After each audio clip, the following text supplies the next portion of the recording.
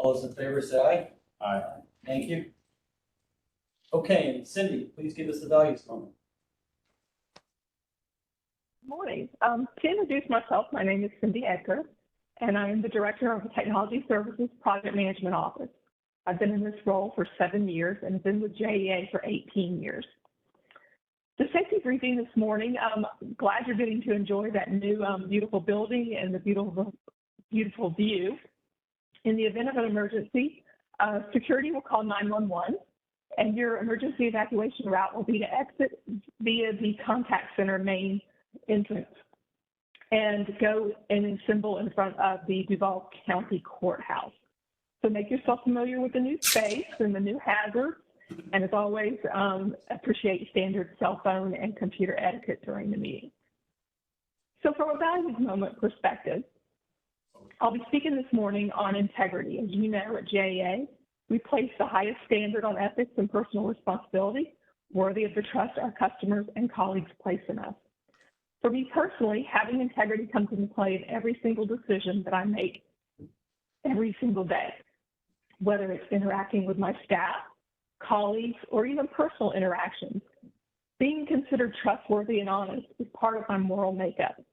And because my job entails working with procurement on new technology solutions and managing the technology services capital portfolio, having the integrity to ensure these selections and these funds are properly used and expensed is critical.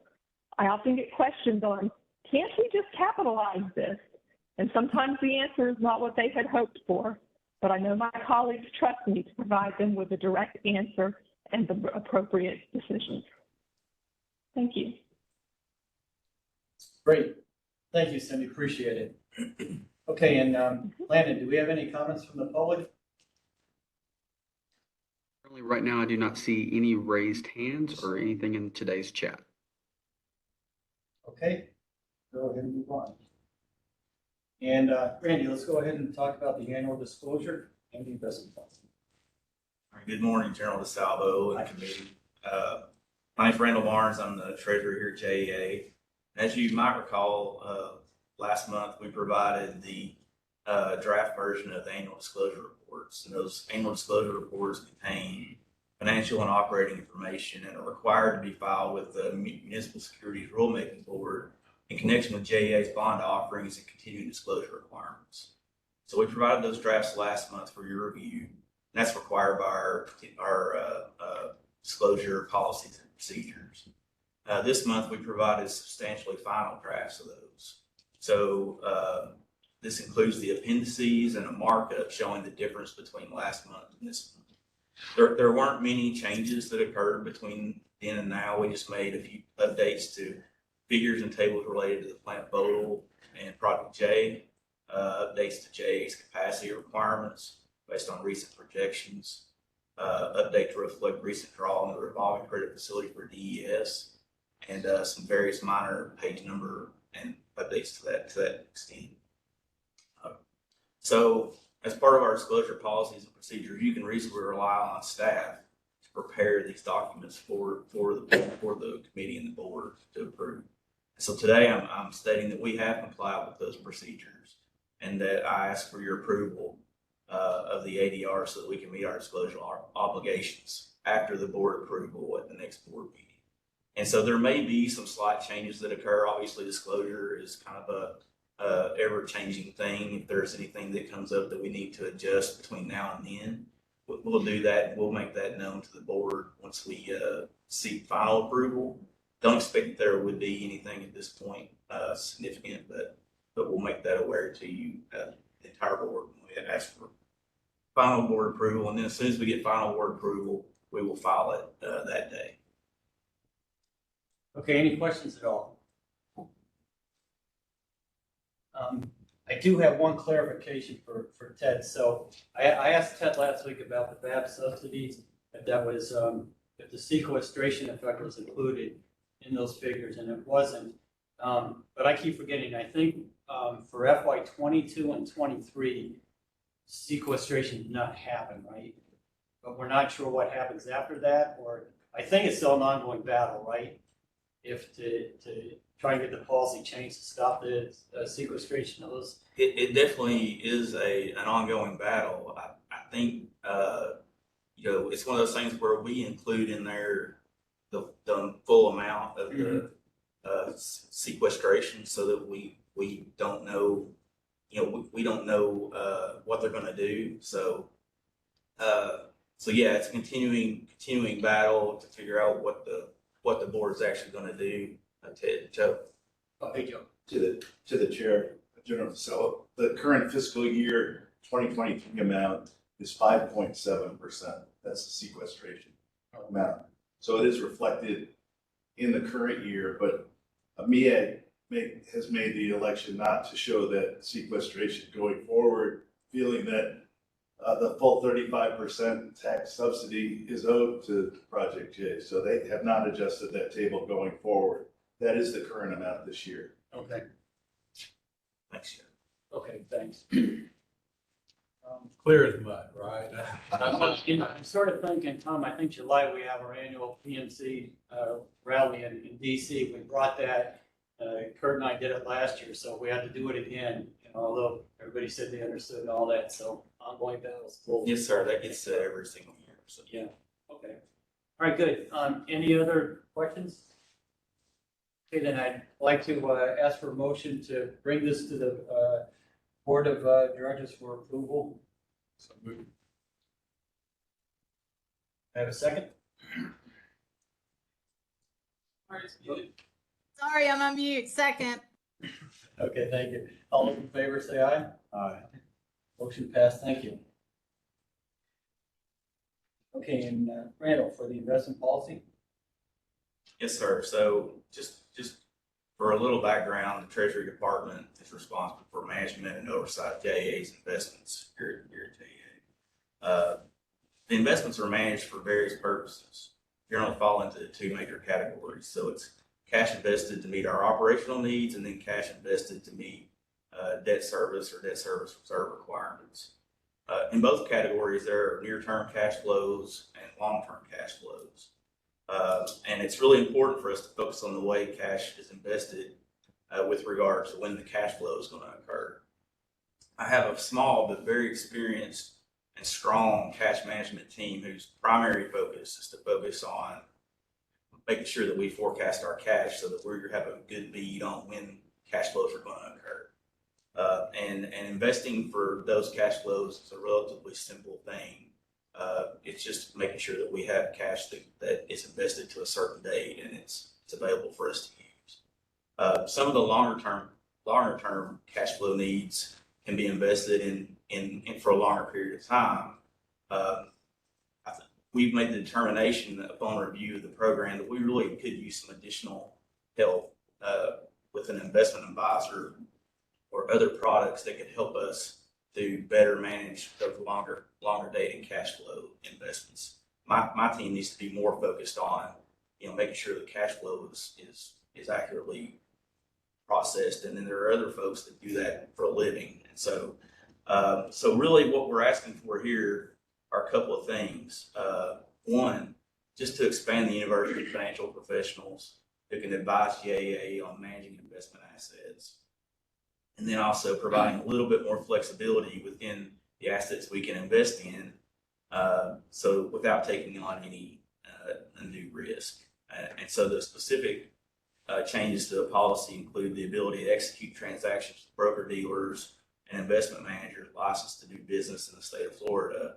And that's only for those who have been approved by the chief financial officer and the treasurer. And then we'd like to increase the allocation to U.S. agency securities to 50% from less than 35%. Include the ability to invest in A-rated municipal bonds with a limit of 5% per issuer. Increase the maximum allocation to AAA rated government agency money market mutual funds to 50% from 25%. Include the ability to invest in AAA rated prime money market funds with CFO approval up to 5% in any one fund and up to 15% in aggregate. And then finally, increasing the maximum allocation to state of Florida authorized intergovernmental investment pools to 25%, 20%.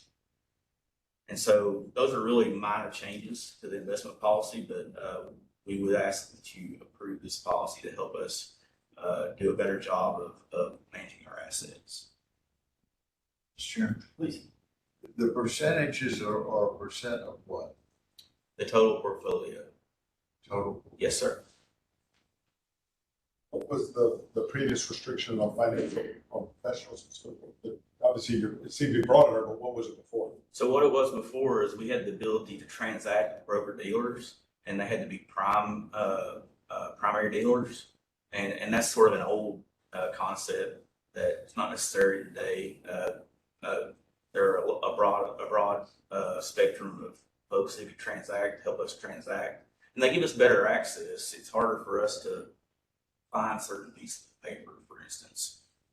There sometimes in some of these categories, the market's a little limited in what's available. So that's one of them, and we didn't have any authority to work with directly with an investment manager. So that's the other. Sort of a philosophical thing. From JEA, how much does ESG play into investments? Yeah, so from JEA standpoint, we're not making investment decisions based on ESG criteria. Okay. I know many investment managers or many companies who are running their company may have thoughts about ESG and consider that when they're their business or when they're making investment selections. But we don't have any specific criteria. We're more focused on credit quality, return, liquidity. That's the main thing. We want to make sure that this is like the core cash that JEA has. We don't want to sacrifice anything for any other reason other than we need the cash when we need it. Right. And the vast majority of our investments are in other government institutions, right? So either they're federal treasuries or federal agencies or money market accounts that are set up with those as their basis, or other state and municipalities. So we do invest in commercial paper, which is corporate, but those are very short term, less than 270 days, right? Yes. And usually they're not that, and there's not as broad a market in that as there used to be. Right? So, but for the most part, we are investing in other governmental type of instruments. So not that ESG is not considered also at government levels, right? But I don't think there's quite the focus that there is maybe in the corporate world. Okay. Mr. Chairman, I'd just make a comment. I think our management team is very focused in general on ESG issues. And we all know that. And the fact that we invest in government bonds Right. shouldn't be negative in anybody's mind. That's what. Okay, good. Any other comments at all? I have one real quick, General, and Yeah. John Baker made most of it. It is that the ESG may not be the primary focus for this side of the equation, but we are getting more and more regulations and expectations on the borrowing side of this equation for ESG. And you're going to hear in just a little while about the part of the things that we are doing for the IRP is really focused on how we can support the environment and lead the way with some of the things that we're recommending in that. So it's all intertwined on this. I think Ted answered it well with the primarily focused on the governmental entities. So thank you for the questions. And I have a couple of questions, Mr. Chair, if that's okay. And one, I'll start by saying, part of this document is that we presume we have appropriate internal controls. And I'll remind everybody that the Governance, Audit, and Compliance Committee with our partners E&Y have determined that we do have appropriate internal controls. That was tested and is always tested during our audit process. I have really two questions. And it's probably been in there forever, but the securities lending for a fee specifics, have we done that? Is that just contemplated? I know we're trying to give you guys some wiggle room, but that I didn't understand what that was. That's question number one. And the other one is I'd love to understand the process. Again, I know markets change a lot. I just want to understand the process with an unsolicited swap proposal that's deemed advantageous to the JEA. I want to make sure that there's more than one set of eyes on something that's unsolicited. So those are my two questions. Certainly. As far as securities lending, I don't think that we're doing that now. I don't know if we've done that in the past. That's probably a very old part of the investment policy. I guess it is just providing additional flexibility. I know that I've been in places in the past that have done securities lending, but I don't think that's anything that we do here. Nothing we really contemplate to do, as far as I know. The other question about, I'm sorry, I blanked just now on that question. It's 12.0.e, and it specifically says we can do business with a dealer or institution who brings to JEA an unsolicited swap proposal deemed advantageous to the JEA. I just want to make sure that there's a process, that there's not one person making a decision about entering a financial instrument like a swap without having more eyes, because I could deem something to be advantageous that Ted might say that's not advantageous at all. So I just wanted to understand the process. Yes, for us to transact in any way on something like that, it would have to go through our procurement process, and I think there was a city procurement policy last month, and so now there's a finance directive, but there's still a hierarchy of approval on any transaction like that, and then in addition, it would have to be signed off on by the CEO when we did the transaction. So yeah, there's multiple sets of eyes. Joe, do you have a? Can I add to that, please? Through the chair, committee member Lanahan. We have invested in interest rate swaps in the past as an asset, as an investment. It was prior to my tenure here. And frankly, they're far more risky than our entire portfolio. There would have to be a compelling reason for us to do that. And in the last 9+ years, there has not been a compelling reason to make that kind of an investment. It's a great question, and we have done it in the past, but I can't foresee it at the present time. Okay, I just identified those two items as being the riskiest, if you will, for us. So I'm glad to hear we aren't interacting in that way. Great. Okay, this time can I ask for a motion to bring this to the board for approval for the revised investment policy? It's moved. Second. All those in favor say aye. Aye. Aye. Thank you. Aye. Thank you. Hey, Pedro, I think you're on now. Good morning, Chair, committee members. Today, we'd like to cover a couple items. We would like to move forward for approval of the JEA recommended electric IRP goals. We also want to answer any questions and provide a progress update on the ongoing JEA site solar RFP and FMPA PPA. Good news, earlier this month, they increased by 300% amount of clean energy with the 150 megawatts FPL solar PPA. We're happy about it. The journey is starting. We're not there yet. Joe, I don't so it's me. Yeah, we get it. Right. Rick Erickson and the team are making progress towards the securing 150 megawatts of solar through FMPA. We expect to bring the details during the next F&O committee meeting. The team will continue working towards that and ensure that next time. We're happy to share that we received 15 JEA solar sites proposals. It's very positive. Good number. 15 proposals with various offerings because we have optionality within it.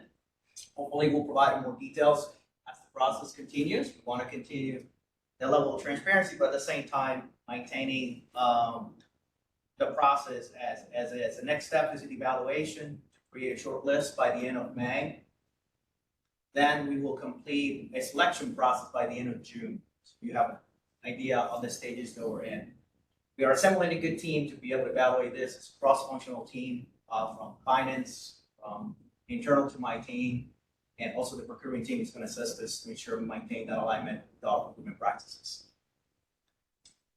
During the March board meeting, stakeholders, customers, and the board share positive comments, and we're very engaged in regards to JEA's energy mix and our goals. With that, we would like to answer any questions about the electric IRP goals. During the meeting, we talked about the decision point.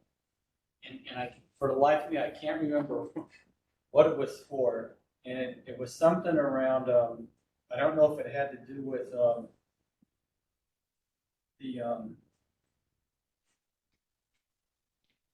north side with the new combined cycle plant or something, but do you recall it? I thought we said we're gonna, in the near future, some decision on, but now I can't remember what the heck it was. So I'll make an attempt to get there. We are doing a feasibility study for the new combined cycle plant. Okay. And we're evaluating a few facilities. As we go forward with the time to make any decision, we'll bring it to the appropriate committee. We are not finalized with that phase. Just to give you an update in regards to that. We're not finalized. There are some open questions about gas reservation. We talked about it during the board meeting.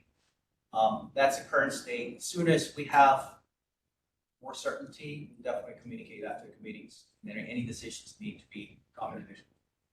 Thanks for clarifying. So it's a good, very good question.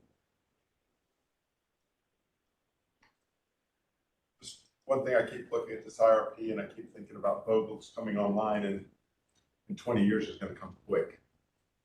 And I just think, this is looking out 7 years. And I just look at, when we're doing the next one, we've got to look at how do we replace that? Because it sounded like it from the last meeting, extending the Vogel doesn't appear to be,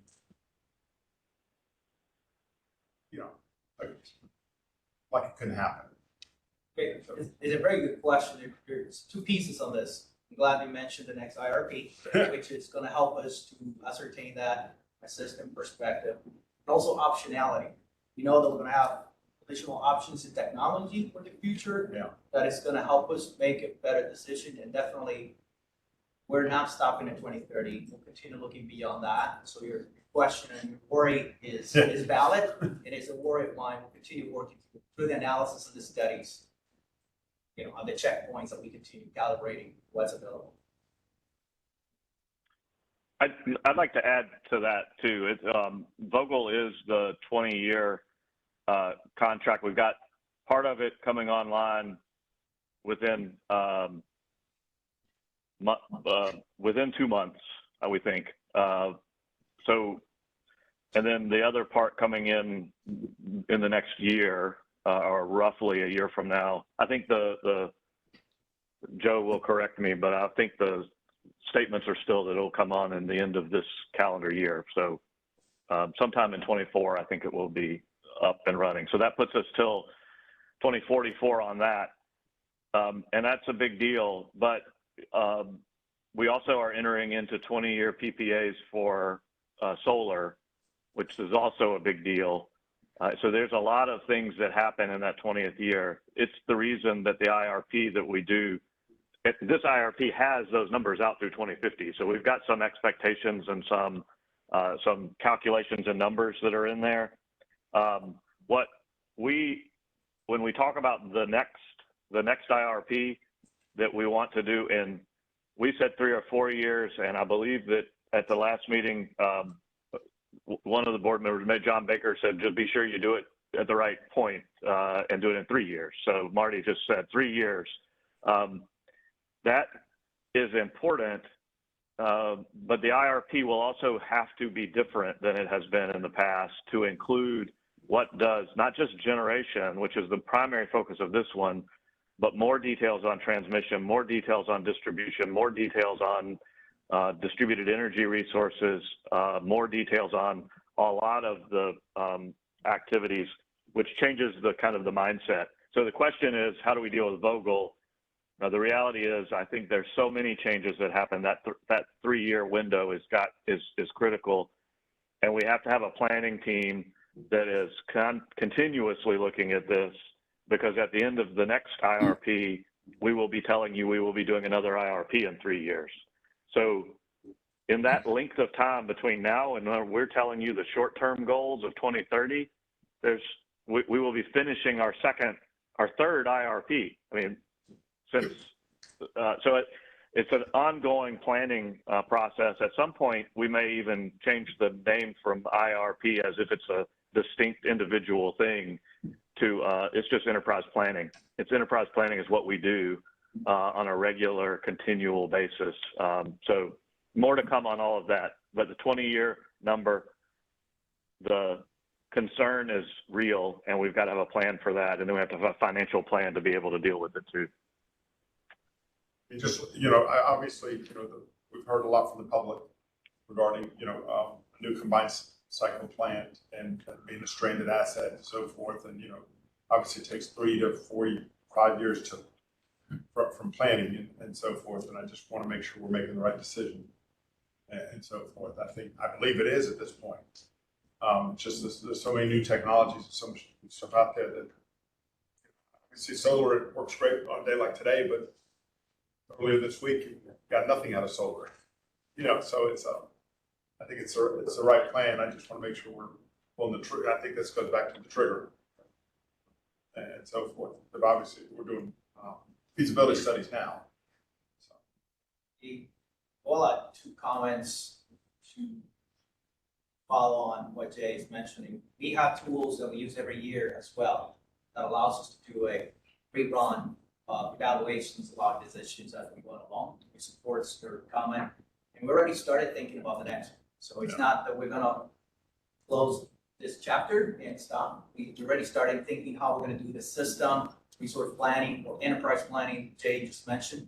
We're starting planning for how we're going to equip ourselves for it, what teams need to be involved. Our leadership team that is responsible for that area, they are the ones that are going to move this forward. They're already starting to equip themselves and get the resources longer term. So the next one within the next 3 years is up and running. Please, John. Mr. Chairman, one of the tenets of this is that we intend to offset electrification demand with energy efficiency programs. And we've all read the news this week that the president's trying to accelerate the adoption of electric powered vehicles. And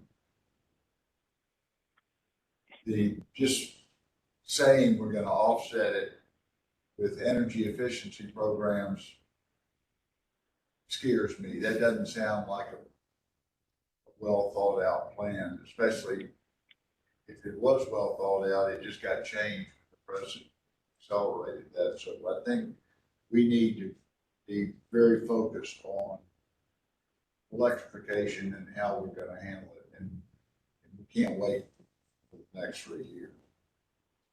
Through the chair, great comment, John. A couple items I want to touch on your feedback.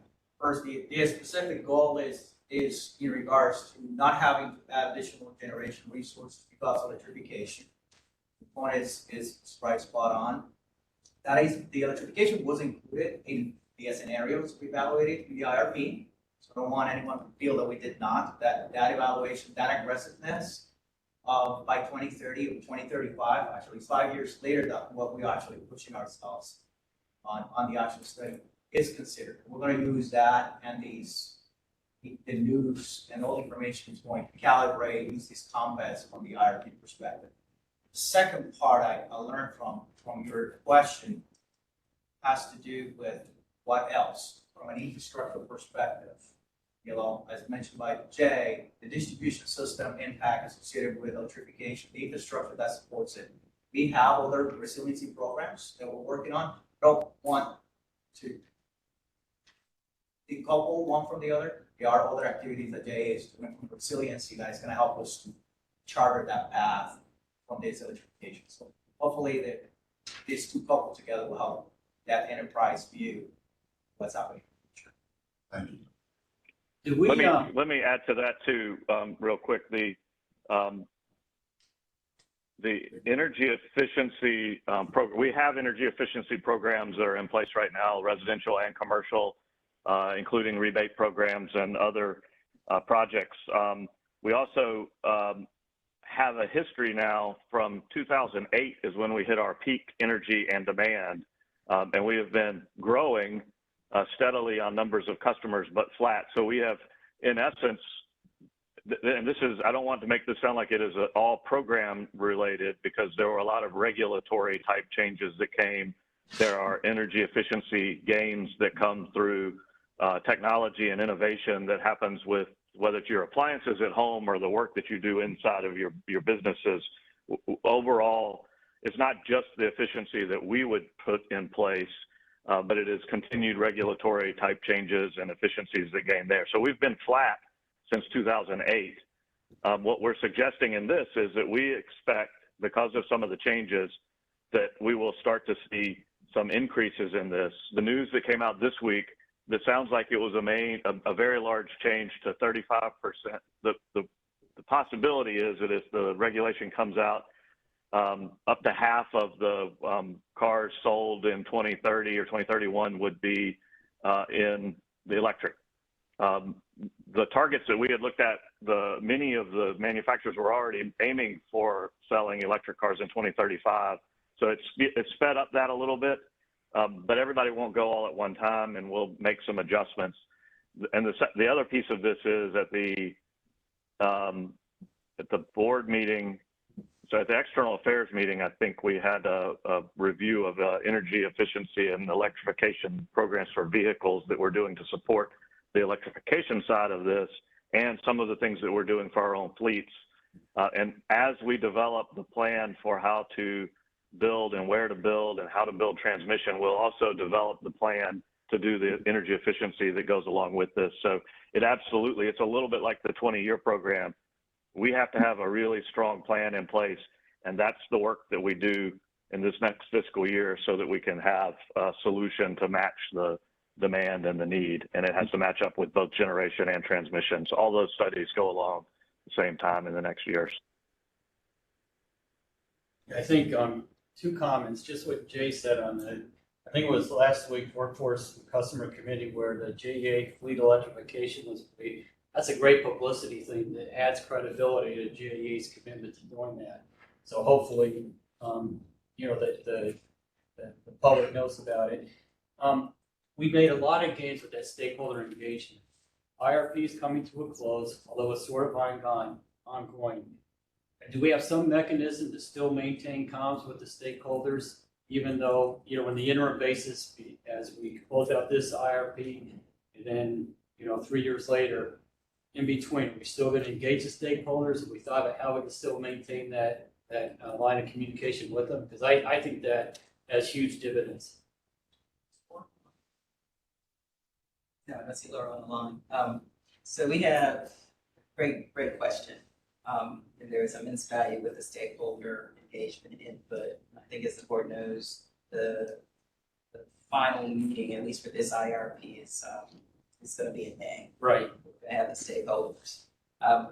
But as far as the continuing engagement, I think we would be open to that, because there's going to come plans out of this, and I think stakeholders are going to be engaged one way or the other with the site planning process and things such as that. There's always a public discourse in the various things that are going to happen. So I think within our programs, within the plans, all of that, because just of the way that they are, there's going to be stakeholder engagement. Good. Any other comments or questions? Okay, then I ask for a motion so that we can bring this to the board for approval of the IRP goals next meeting. So moved. Second. All those in favor say aye. Aye. Aye. Thank you. Thank you. Okay, thanks, Pedro. Geez, this is going quick. Any other business or any open discussion items at all from anybody? I think was there an electrification, something at UNV, at UNF last Saturday? I thought there was some. How did that go? I was there. Oh, good. It went really well. Great turnout. We had about 100 EV car owners who were there to show off their cars and just help educate the public. And then as for dealers, I'm just going to say maybe a dozen or so dealers were there allowing test drives of their cars. Good. So really good turnout. Yeah, that's good news. Okay, and then That was, there's a series of those, Laura. Are we at one a year, not 2 a year? We had been doing a couple, so that's probably the 4th or 5th time that we've had something like that. We've had them in different locations. Really good response from the community that is wanting to learn about that area. great. Okay, that's good. Thanks. And this has nothing to do with finance and operation. Well, sort of operations. The conveyor belt at Northside, did that get fixed and all that? Any issues with that? Yes, that did get fixed. I think we have Mr. Erickson on if he wants to add any other additional information. Yeah, right. Everything was fixed. We unloaded the boat that came in and we're expecting another boat. So we're all good to go on that. Great. Okay, good. Fast. Yeah, thanks, Ricky. All hands on deck. Yeah. You did a great job. Okay, any other comments? Okay, I think we're complete. This meeting's adjourned. Thank you. Well done. Wow. It's a record.